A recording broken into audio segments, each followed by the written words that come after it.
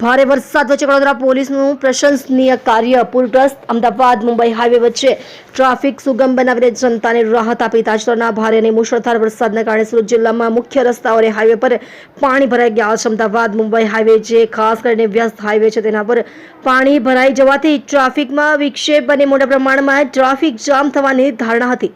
જોકે આવી મુશ્કેલ પરિસ્થિતિઓમાં પણ વડોદરા પોલીસ સ્ટેશનના અધિકારીઓ અને ટ્રાફિક કર્મચારીઓએ ખંતપૂર્વક પોતાની ફરજો બજાવીને ઉત્તમ ઉદાહરણ રજૂ કર્યું છે. ભારે વરસાદના વડોદરા પોલીસ વરસાદને કારણે રસ્તાઓ પર પાણી ભરાઈ ગયા હોવા છતાં વડોદરા પોલીસ અધિકારીઓ અને કર્મચારીઓ ધોધમાર વરસાદમાં પણ રસ્તાઓ પર ઉતરી આવ્યા હતા, જેથી વાહન ચાલકો અને જનતાને કોઈ અસુવિધા કે અગવડતાનો સામનો ન કરવો પડે. હાઈવે પર કડક ટ્રાફિક નિયંત્રણ કામગીરી હાથ ધરવામાં આવી હતી.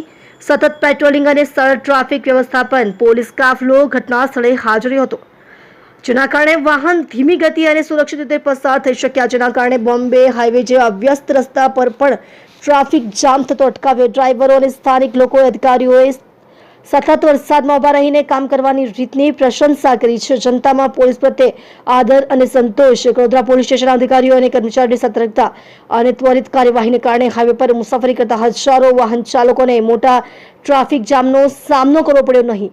મુશ્કેલ પરિસ્થિતિઓમાં પણ જાહેર સેવા અને સુવિધાને પ્રાથમિકતા આપતી વડોદરા પોલીસનું આ ઉત્તમ કાર્ય સમગ્ર વિસ્તારમાં ચર્ચા અને પ્રશંસાનું કેન્દ્ર બન્યું છે.